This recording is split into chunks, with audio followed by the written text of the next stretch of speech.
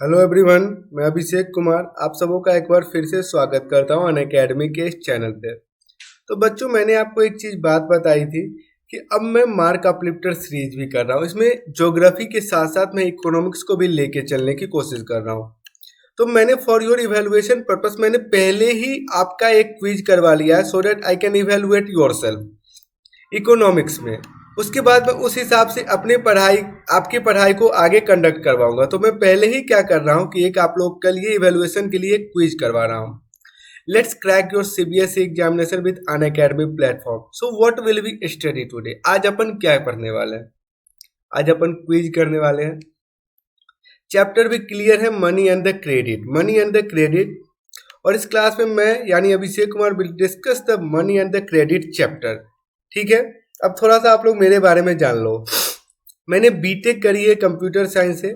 I have 2+ year of teaching experience. बहुत सारे student को मैंने मेंटर्ड किया है जिन्होंने successfully NTSC, IAS, CBSE board को क्वालिफाई कर रखा है।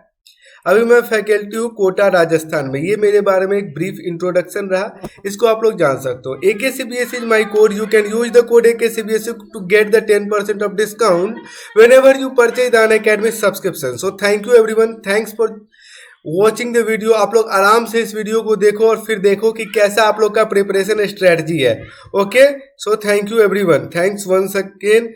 ठीक है, I am really excited. Let me tell you one thing. Let me tell you one thing.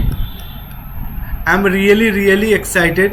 I'm really excited to conduct the quiz session. To conduct the quiz session of CBSE Class 10th Money and Credit Quiz Session. बहुत अच्छे question जो directly आपके examination में पूछे जाएंगे, मैंने आज उसको ही इंक्लूड करा है। Okay, is that clear?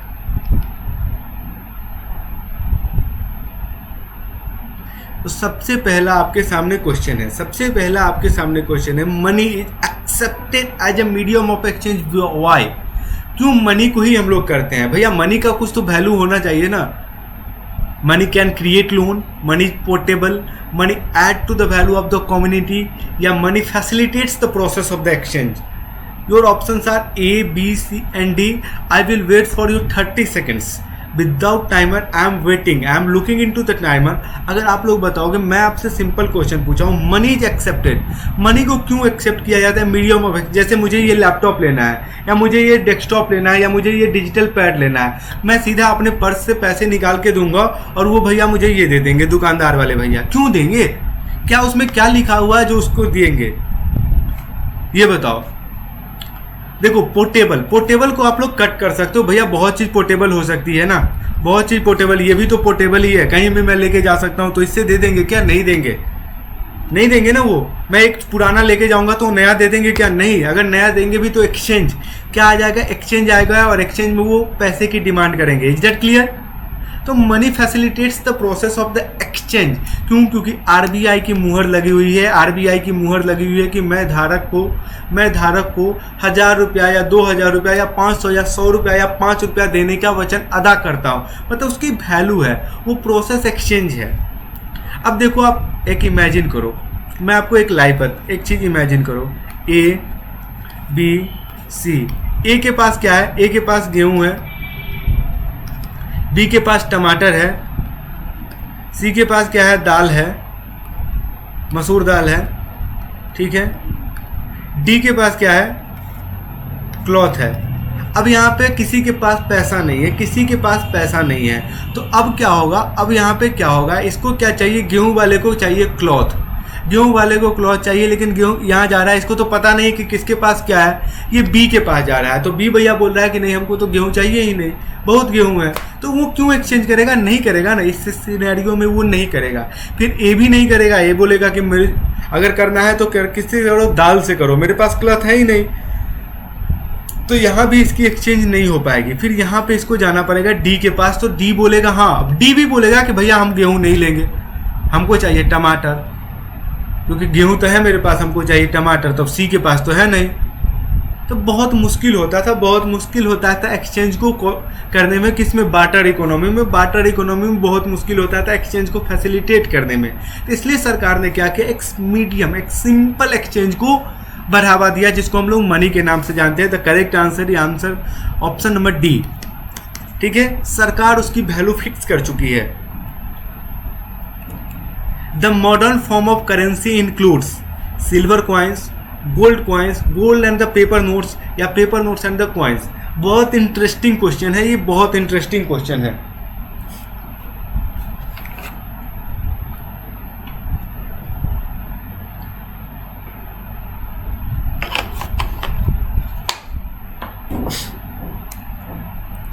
The modern form of currency includes option number A silver coin, option number B gold coin, option number C gold and the paper notes, option number D paper notes and the coins.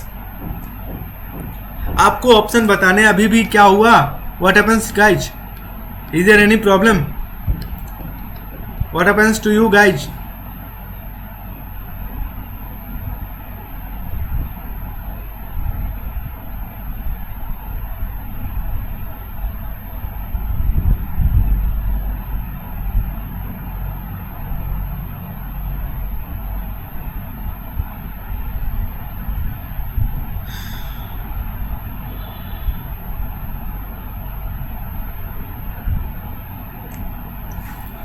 Yes, the correct answer is D.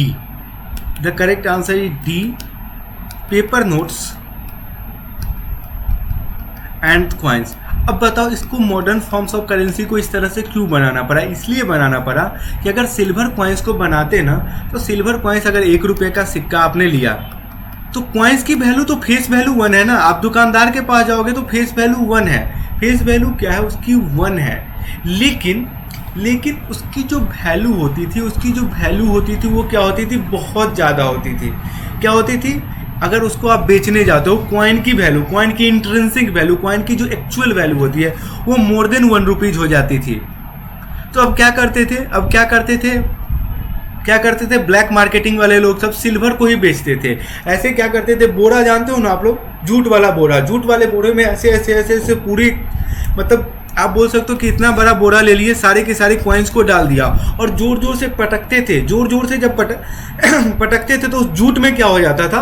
उस jute में पूरी लग जाती थी silver lining, और वो लोग क्या करते थे? सिल्वर लाइनिंग को बाद में एक्सट्रैक्ट करके बेच देते थे।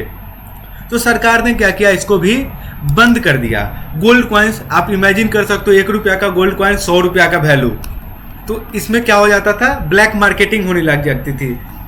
आप लोग शायद नहीं देखे होंगे उस 5 रुपये के कॉइन को, हम लोग ने देखा था। एक 5 रुपये की छोटी सी कॉइन आती थी, उसको अब बंद कर दिया गया। नया प्रोडक्शन नहीं होता है। क्यों नहीं होता पता है? इसलिए नहीं होता था कि उसमें स्मगलर थे, उसको स्मगलर लोगों ने क्या किया? बांग्लादेश ले जाने लगा स्मगल करके, और बांग्लादेश में उससे टोपैज ब्लेड बनाई जाती थी, टोपैज ब्लेड। अब उस ब्लेड, एक 5 रुपये के सिक्के में 7 ब्लेड बनाई जाती थी। 7 ब्लेड, मतलब एक 5 रुपया में आपको 7 रुपया आ गया। ठीक है, 5 रुपया की वैल्यू 7 रुपया। 1 रुपये भी अगर आपने एक ब्लेड बेचा फिर भी 7 रुपया कमा रहे हो। इसलिए सरकार को धीरे धीरे पता चला कि अरे वाह, ऐसा खेल हो रहा है। ऐसा उसको पिघला के टोपैज ब्लेड बना दिया जाता था। तो सरकार ने उस कॉइन को बंद किया। अब इस तरह से सिक्के डाले जाते हैं, इस तरह के सिक्के डाले जाते हैं कि you won't be able to achieve that thing. Okay, you won't be able to achieve that thing. Is that clear? Is that clear or not? Yes, the correct answer is D. अब question number 3, the benefit of depositing money in bank is. The benefit of depositing money in bank is what? It makes easy to get loans. It earn interest. It earn status. It earn country's national income. The benefit of depositing money in bank is. Options आपके सामने होने चाहिए। आपको options आपके सामने है। Benefit क्या है? जैसे मेरे पास पैसा है, मान के चलो कि मेरे पास कुछ भी पैसा हो, व्हाटएवर पैसा, मैं भी गरीब आदमी हूँ, ठीक है, मैं बता रहा हूँ। जैसे मेरे पास एक पैसा है, ठीक है, मैं इस पैसे को क्या कर रखा हूँ? पर्स में रखा हूँ। तो what is the use of this पैसा? मैं इससे कुछ यूज कर सकता हूँ, कुछ चीज़ खरीद सकता हूँ। कोई भी चीज़, मोबाइल मेरा खराब हो गया तो उसको मैं रिपेयर करा सकता हूँ, ठीक है।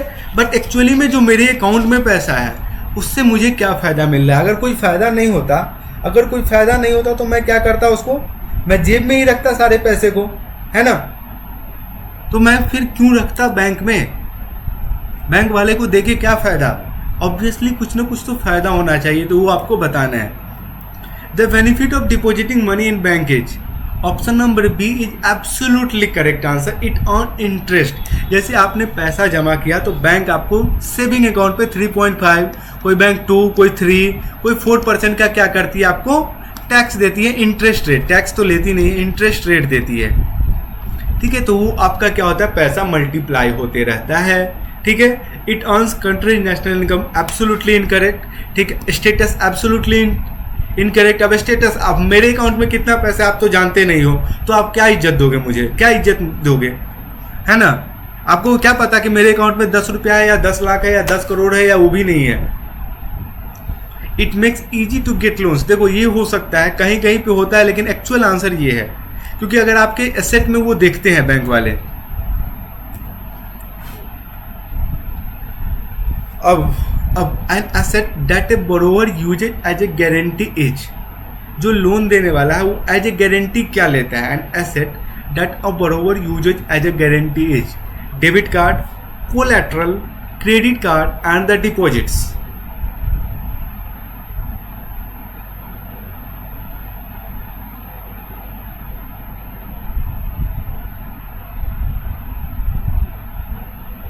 You can tell me the answer. An asset that a borrower uses as a guarantee is debit card, collateral, credit card or the deposits.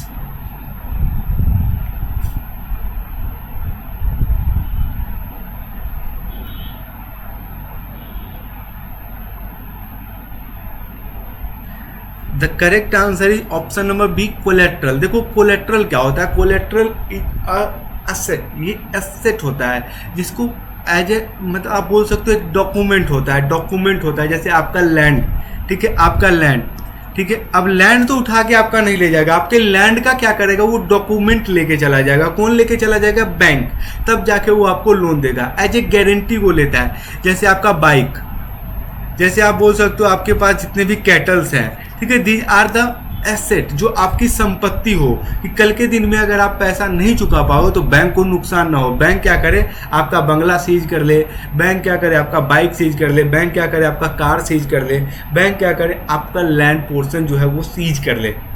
Debit card absolutely incorrect, credit card absolutely incorrect. Deposit से कोई मतलब नहीं है, deposit and loan account is not related to each other. मैं बोल रहा हूं, अगर आपके पास, अगर डिपॉजिट अकाउंट में आपके 10 लाख है, ठीक है, उसी बैंक में, और आपने लोन ले रखा है 2 लाख का, तो बैंक के पास ये पावर नहीं है कि इस 10 लाख में 2 लाख काट के आपको दे, नहीं, 2 अकाउंट बिल्कुल अलग अलग होते हैं, डिपॉजिट एंड द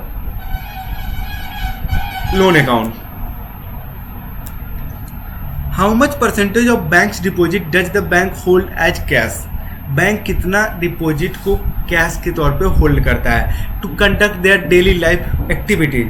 अब डेली लाइफ एक्टिविटीज क्या होती है, ये देखो, जैसे मैंने पैसा जमा करा है, ठीक है, और कोई पैसा निकालने आ गया,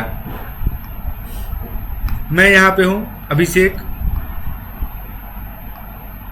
मैंने यहाँ पे पैसा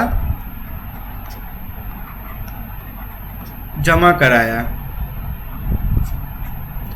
और यहाँ पे इसने क्या किया, तुमने, मैंने और तुमने क्या किया, पैसा निकाला। तो इस सब काम को करने के लिए कुछ ना कुछ तो बैंक को कैश रखने पड़ते होंगे, तो वो कितना बैंक अपने पास रख लेती है और बाद बाकी जमा कर देती है।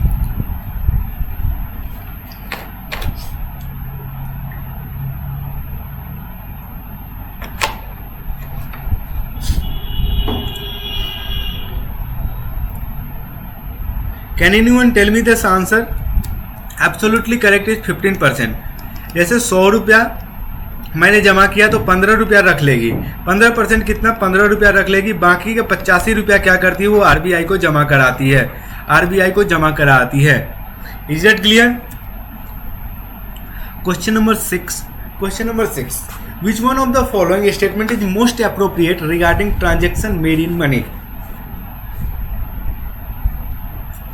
सबसे it is one of the following state most appropriate, सबसे नज़दीक का, सबसे आसान है। It is the easiest way, सबसे आसान तरीका है। पैसा निकालिए, दाल ले लीजिए, पैसा निकालिए, गेहूँ ले लीजिए, पैसा निकालिए, जूता ले लीजिए, पैसा निकालिए, लैपटॉप ले लीजिए। It is the safest way. Safest way तो अब के ज़माने में नहीं बोल सकते हो क्या, लेके गए पता चल गया तो कुछ भी हो सकता है। I am talking about some particular reason, ठीक है। It is the cheapest way, सबसे सस्ता तरीका है। It promotes trades. जल्दी से कमेंट करो यार, जल्दी से कमेंट करो ना। व्हाट हैपेंस, क्या हुआ? कमेंट करने में क्या दिक्कत है? Which of the following statement most appropriate regarding transaction made in money? It is the easiest way, it is the safest way, it is the cheapest way और it promotes trade. Yes, the correct answer it is the easiest way. जाइए, पैसा निकालिए, सामान लीजिए, घर पे वापस आइए, मस्ती कीजिए, कोई दिक्कत नहीं है, कोई आपको रोकने वाला भी नहीं है। इज दैट क्लियर और नॉट? इज दैट क्लियर और नॉट? ठीक है, अब आपके पास क्वेश्चन नंबर 7 है। क्वेश्चन नंबर 7 है, which among the following authority issue currency notes on behalf of the government? Bharat में कौन इशू करती है करेंसी? किसका साइन होता है? 500 रुपये जो आपको मम्मी देती होगी खाने के लिए, या 200 रुपये का नोट्स जो अब नया नया वाला नोट्स देती होगी, उस पर किसका साइन होता है? किसका साइन होता है? और एक और क्वेश्चन आप लोग को मैं दे देता हूं as a homework. Who is the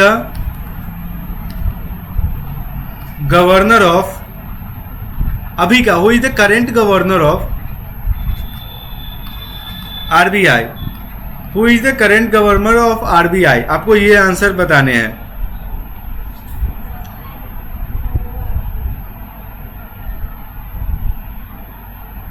अरे यार, इसमें इतना क्या दिक्कत करो? Option number D is correct. No, Reserve Bank of India करती है। सिर्फ 1 रुपये के अलावा 1 रुपीज का जो नोट्स है उसको कौन करती है? उसको आपके वित्त मंत्रालय, फाइनेंस डिपार्टमेंट का सेक्रेटरी का साइन होता है, फाइनेंस डिपार्टमेंट, ठीक है। अदरवाइज जितने भी रुपीज है। और एक चीज और मैं बता रहा हूँ, सारी की सारी रुपीज क्या होती है? लायबिलिटी होती है। लायबिलिटी होती है सिवाय इस रुपये के जिसको कि फाइनेंस मिनिस्ट्री इशू करती है। फाइनेंस मिनिस्ट्री जिसको इशू करती है उसको हम लोग बोलते हैं एसेट। एसेट मतलब क्या होता है? एसेट मतलब क्या होता है? संपत्ति। Is that clear? वो क्या होती है? आपकी संपत्ति है। Okay, is that clear?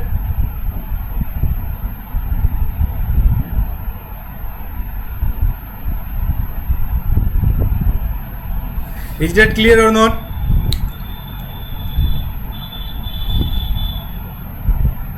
Is that clear or not? बताओ, आगे प्रोसीड करूं। In which of the following system exchange of good is done without in use of money, without any hesitation, within a second? I want answer.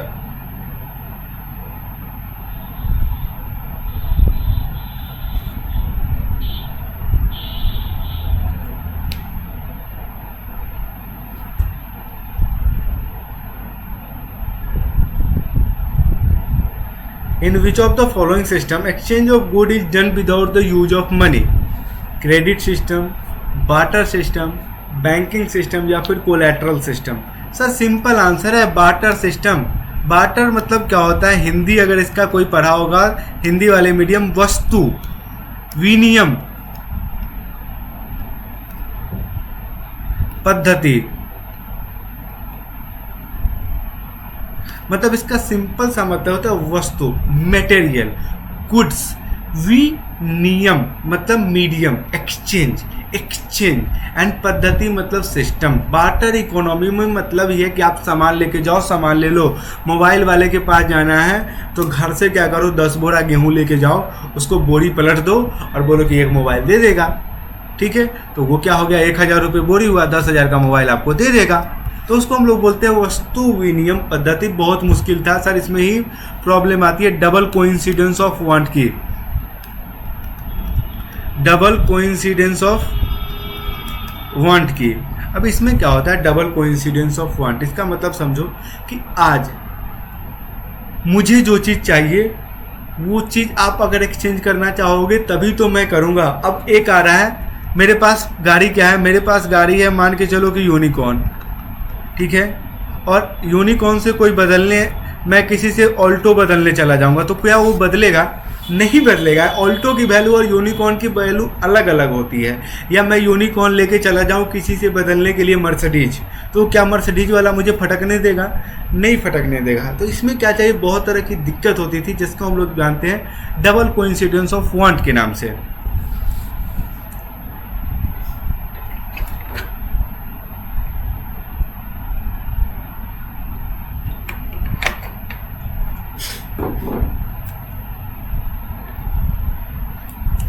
Bank provides a higher rate of interest on which of the following accounts? Bank provide a higher rate of interest on which of the following account? ठीक है, saving, current, fix deposit for a very short period या fix deposit for a long period.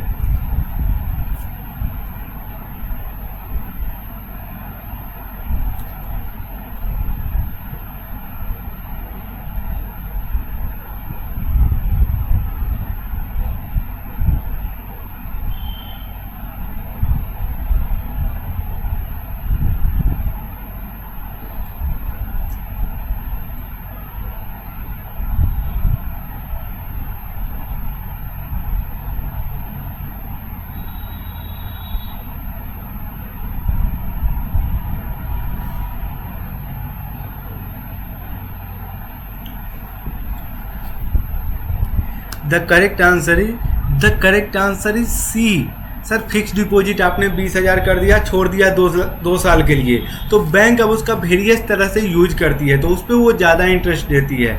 ऐसा नहीं कि saving में आप जब चाहो तब निकाल सकते हो, लेकिन इसमें क्या है, फिक्स डिपॉजिट में अगर आपने 6 साल के लिए फिक्स किया है और आप चले जाते हो 1 साल में ही उसको तोड़ने के लिए फिक्स डिपॉजिट को, तो bank will take some amount as a penalty. इतना ध्यान रखना। The informal source of credit does not include which one of the following?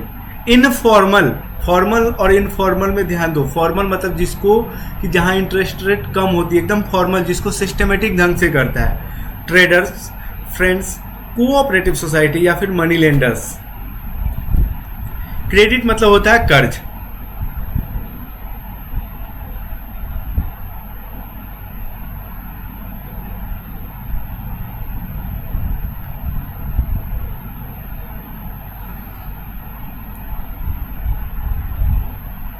Sir the cooperative society, जो कोऑपरेटिव मतलब 7-8 आदमी मिलकर सहकारी समिति बनाते हैं या 20 आदमी, स्वयं सहायता समूह, ठीक है, उसमें क्या करते हैं, उनको बैंक के तरफ से बहुत ही कम दर पे क्या किया जाता है, उनको प्रोवाइड किया जाता है लोन। जब उनको लोन प्रोवाइड किया जाएगा बहुत कम दर पे, उनको बोला ही जाता है कि आपको क्या करना है, आपको क्रेडिट बांटना है among all the members of the society. तो ये क्या होता है, ये दिस इज द फॉर्मल, ये है फॉर्मल।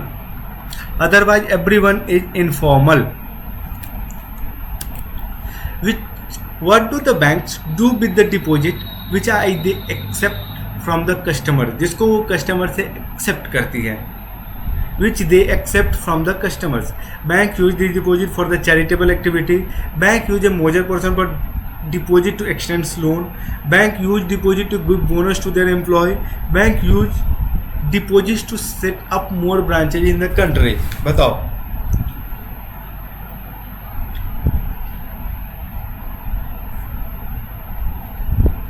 सबसे पहला इस चीज को जानने के लिए आपको एक चीज पता होगा कि except RBI and some other banks, bank is a commercial organisation. Bank is a commercial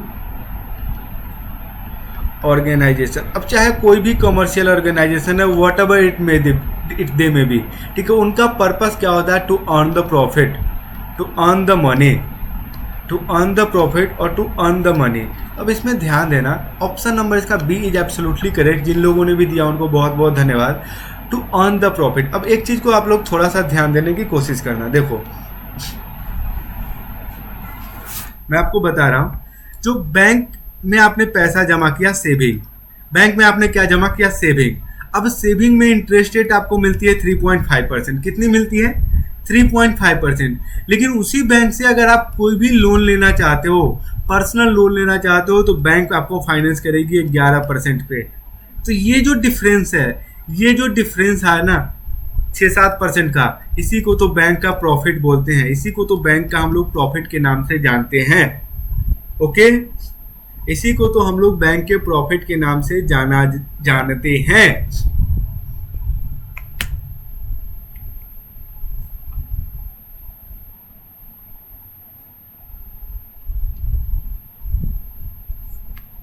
ठीक है, सबको clear? An agreement in which the lender supplies the borrower, lenders मतलब जो देता है बोरोवर को, लेने वाले को, विथ मनी गुड्स और services in return for the promise of the future payments refers to डेप्ट, डिपॉजिट, क्रेडिट या फिर कोलेट्रल। इस क्वेश्चन को हम लोगों ने ऑलरेडी अलग फॉर्म में डिस्कस कर रखा है।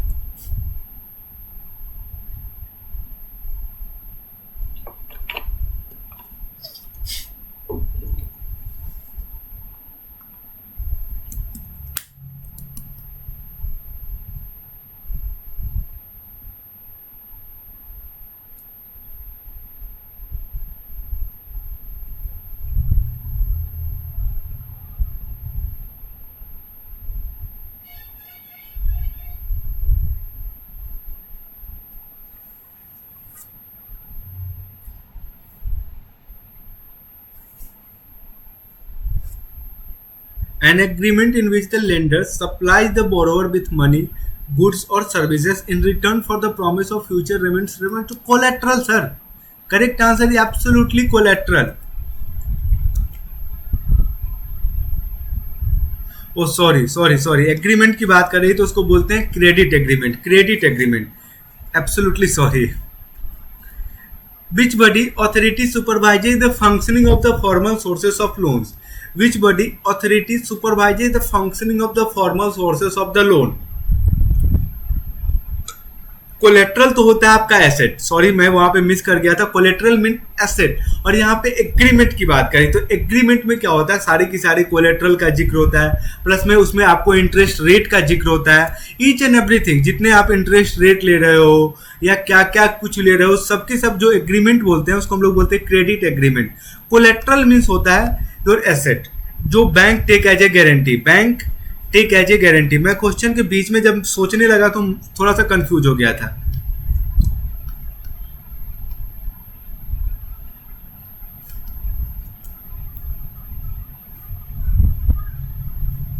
Which body authority supervises the functioning of the formal sources of loan? Which body authority supervises the functioning of the formal sources of the loans? Finance Ministry, head office of the each bank, Reserve Bank या फिर cooperative society?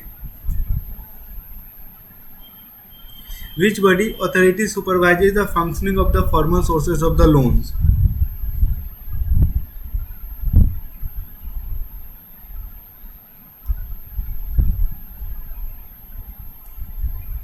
Finance ministry, head office of the each bank, Reserve Bank या फिर cooperative society?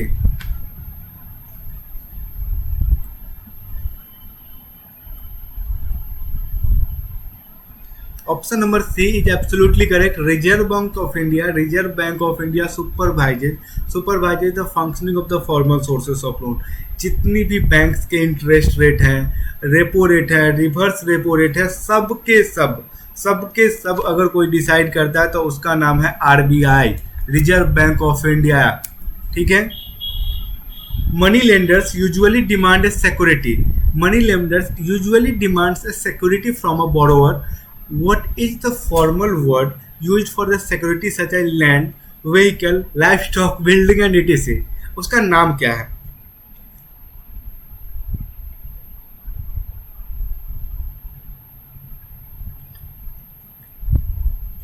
Money lenders usually demand a security from a borrower, usually demand करते हैं। What is the formal word used for the security such as land, vehicle, livestock, building etc.?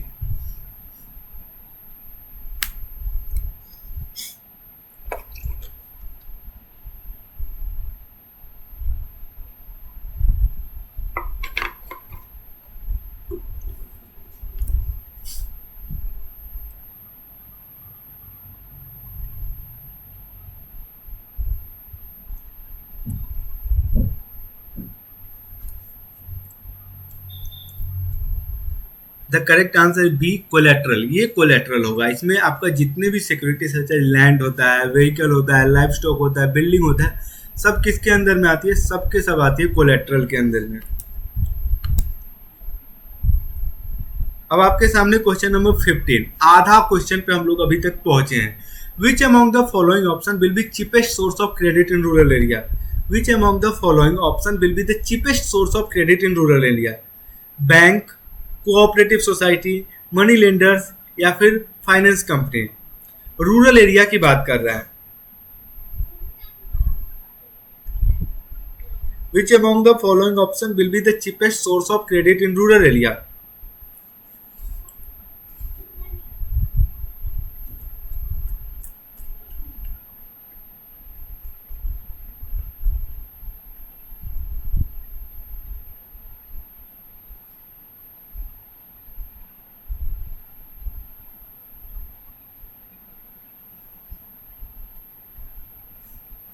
Correct answer is B, cooperative. वही मैंने बताया, ये सहकारी समिति वो 2 से 3% पे क्या कर देती है? बैंक रेट से भी कम पे फाइनेंस कर देती है, क्योंकि सहकारी समिति को जो बैंक लोन देती है ना, वो 1% पे देती है। 1% पे उसको मॉनिटर भी करती रहती है बैंक। जिस बैंक से वो एफिलिएट होता है उसको मॉनिटर बैंक करती रहती है कि वो क्या कर रही है। तो इसके जो मेंबर है ना, ये 2 से 3% पे अपने मेंबर्स के अमॉन्ग देयर मेंबर्स वो डिस्ट्रीब्यूट कर देती है। इन विच कंट्री इज द ग्रामीण बैंक, सॉरी जर्मन बोल दिया, ग्रामीण bank meeting the credit needs for over 6 million poor people? Bhutan, Sri Lanka, Bangladesh और नेपाल, सबके सब अपने क्या है? पड़ोसी देश है। भूटान भी अपना पड़ोसी, श्रीलंका भी पड़ोसी, बांग्लादेश भी पड़ोसी और नेपाल भी पड़ोसी।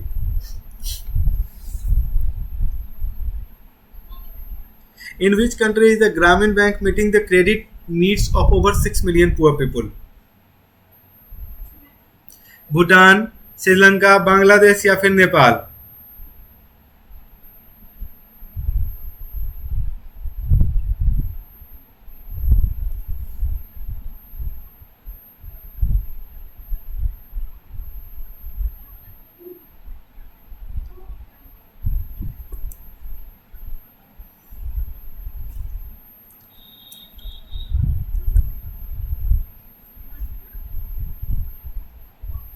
The correct answer is C, Bangladesh is absolutely correct answer. Bangladesh में क्या था? बांग्लादेश में ग्रामीण बैंक बहुत अच्छा वर्क कर रही है, बहुत अच्छा काम वर्क कर रही है।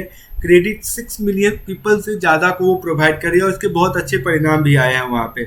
A typical self help group, सहकारी स्वयं सहायता समूह, self help group usually has 100 to 200 members, 50 to 100 members, less than 10 members या डी 15 to 20 मेंबर्स। अटिपिकल मतलब जो बिल्कुल जैसा होता है उस तरह का।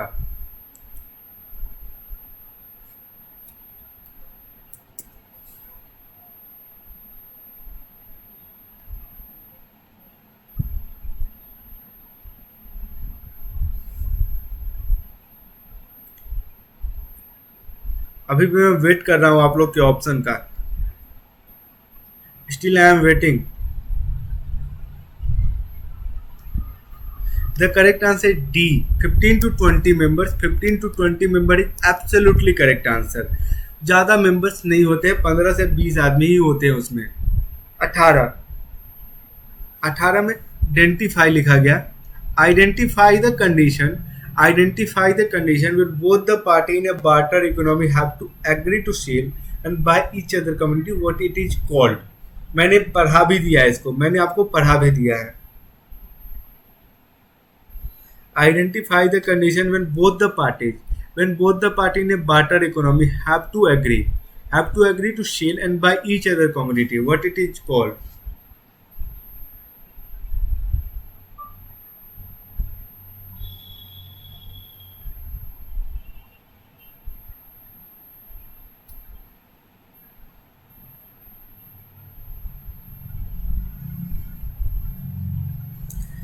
This is known as the double coincidence of want. इसको क्या बोला जाता है? इसको बोला जाता है डबल कोइंसिडेंस ऑफ वांट, मतलब जो आपको चाहिए वही हमको भी चाहिए। Formal sources of credit does not include, formal की बात कर रहा है।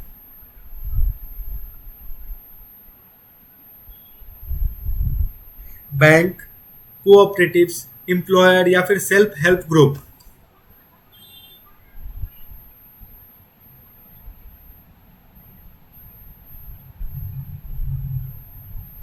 Formal source of credit does not include banks, cooperatives, employers या फिर self help group.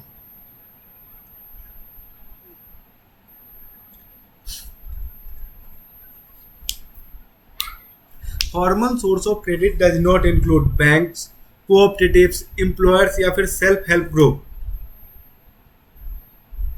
The correct answer is C, employers. अब मैं जहां काम कर रहा हूं, अगर बगल वाले बंदे से, बगल वाले जो वो भी एम्प्लॉयर है, उसी कंपनी वाले से कुछ लोन ले लेता हूं, तो वो फॉर्मल नहीं है, वो सब क्या है, इनफॉर्मल है।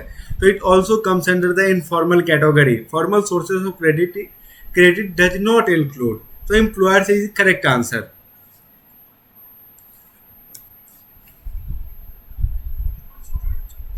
Which of the following methods can reduce the dependence on informal sector? Can reduce the dependence on the informal sector. Banks and the cooperative increases their lending, particularly in the rural area. Interest rates are decreased on credit. Formal sector loans expand and everyone receives loans. या फिर D, all the above. Which of the following method can reduce the dependence on informal sector? Banks and cooperative increase their lending, particularly in the rural area. Interest rates are decreased on the credit. Formal sector loans expand and everyone receives loans. या D, all the above.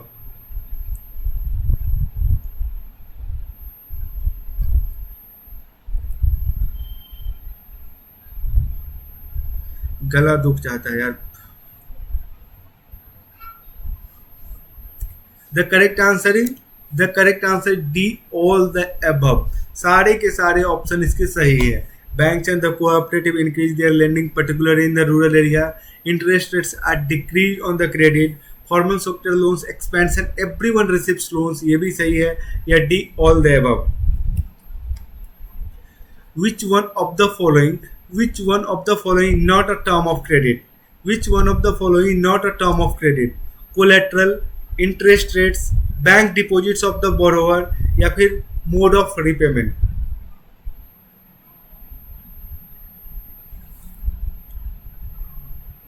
वही जो credit की बात की थी, credit document की बात की थी, उसी का ये मतलब है।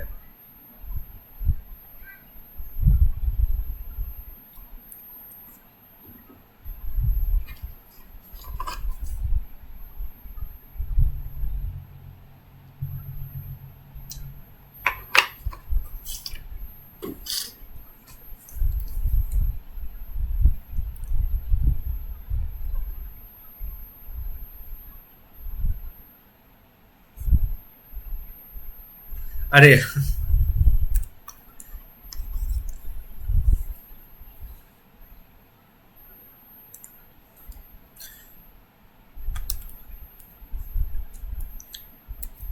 कितना पैसा तुम रखे हो बैंक डिपॉजिट में, मैंने पहले ही बताया, कोई मतलब नहीं है बैंक वाला को।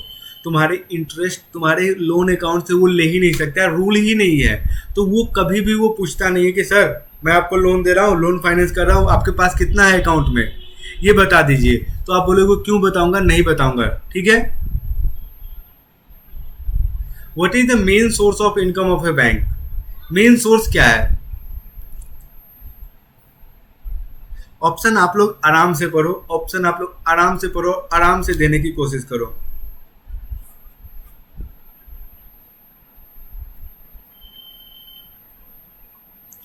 आराम से ऑप्शन पढ़ो आप लोग, you can take your time.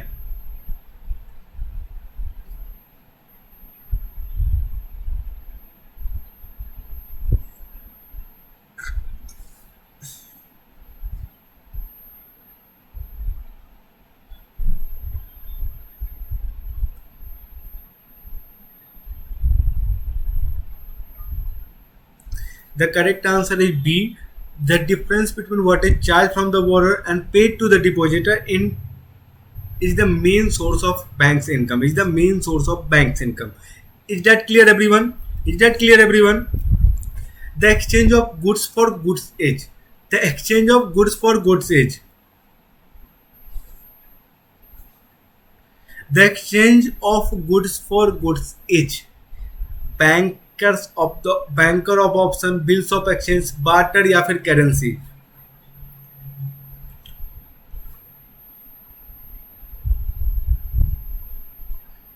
भैया सामान के बदले सामान, वस्तु के बदले वस्तु, वस्तु विनियम. सिंपल आंसर क्या है? Simple answer is barter economy is known as. Barter economy is known as. In SHG self help group, most of the decisions regarding saving and the loan activity are taken by bank, members, non government organization या फिर life corporation of India.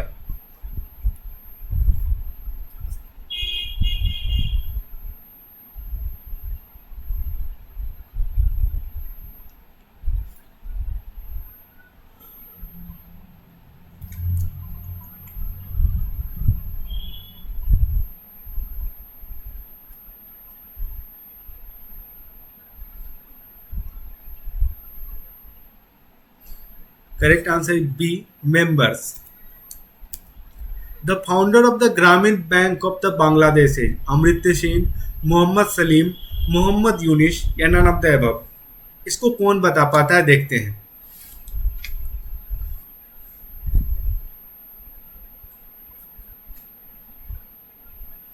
The founder of the Grameen Bank of Bangladesh is Amartya Sen, Mohammad Salim, Mohammad Yunus या फिर none of the above. The founder of the Grameen Bank of Bangladesh is. The correct answer is C, Mohammad Yunus. Mohammad Yunus. What is the form of a collateral? Vehicle, credit card, debit card या saving account passbook. What is the form of collateral? Collateral का form क्या होता है? Vehicle होता है, credit card होता है, debit card या फिर saving account passbook.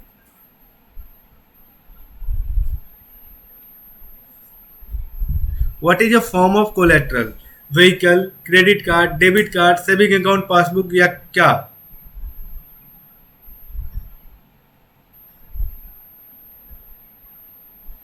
The correct answer is a. Vehicle is absolutely correct answer. Vehicle क्या होता है? Vehicle is absolutely correct answer. Is that clear everyone? Vehicle को ही आप क्या कर सकते हो? कोलेट्रल के तौर पे यूज कर सकते हो. अदरवाइज ऐसी कोई भी चीज इसमें अवेलेबल नहीं है जिसको आप यूज कर सकते हो. Such as the credit card, debit card and saving account password को आप लोग यूज नहीं कर सकते हो. Is that clear everyone? Is that clear everyone?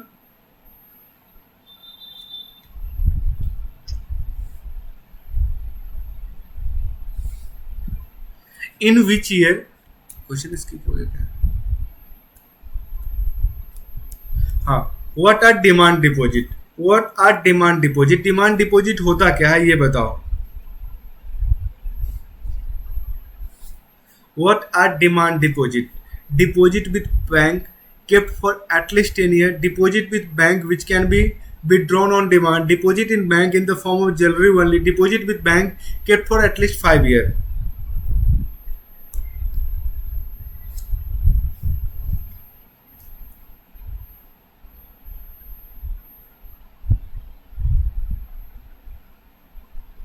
Deposit with bank which can be withdrawn on demand. जब हमको मर्जी तब हम अपना पैसा निकाल ले, उसको हम लोग क्या बोलेंगे? उसको हम लोग बोलेंगे demand deposit. In which year Reserve Bank of India was established? 1930, 1935, 1940 या 1945? In which year Reserve Bank of India was established?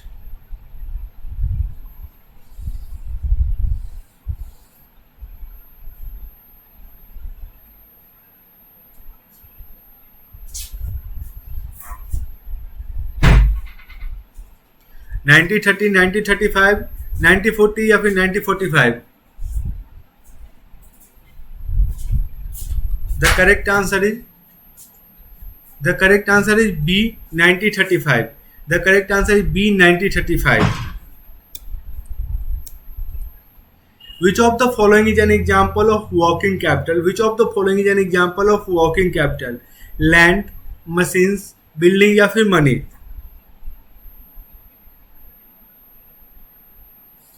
Which of the following is an example of working capital?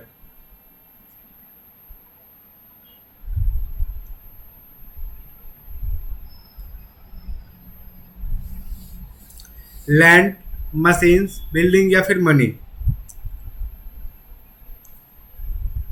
Working, जो काम के daily to daily life में काम आए तो उसका मतलब होता है money. Money is the working capital. Money is the working capital. Who is the current governor of RBI? पूछ ही दिया मैंने, last question. Who is the current governor of RBI? Raghuram Rajan, Urjit Patel, Shaktikanta Das या सुब्रमण्य?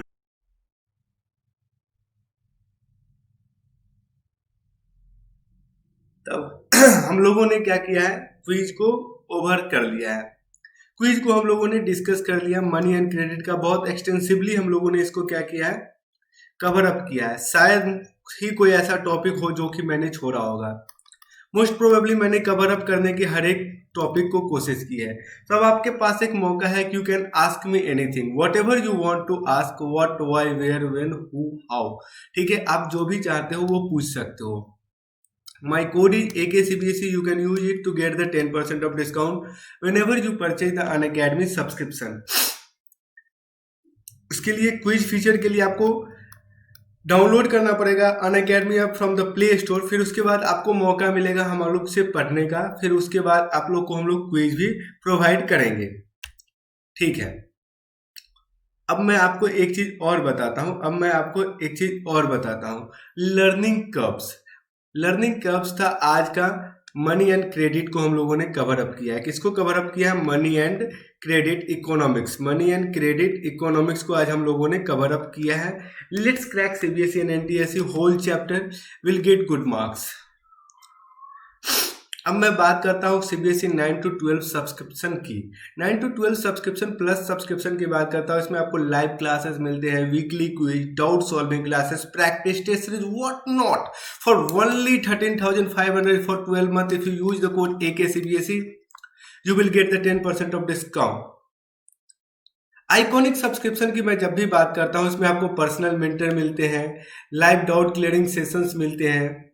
ठीक है, आपको पेरेंट कनेक्ट, स्टडी प्लानर, और वो भी बहुत ही अफोर्डेबल एजुकेशन 25,500 में if you use the code AKCBSE for 12 month. और क्रिएटिव कॉर्नर्स बिल्कुल फ्री मिलते हैं आपको. ठीक है, so thank you everyone. Thanks for watching our video. Thanks for having patience with us and thank you. Please like, share and subscribe our video. हमारे regular classes में आओ, स्पेशल क्लासेस को भी आप लोग देखो. Thanks once again.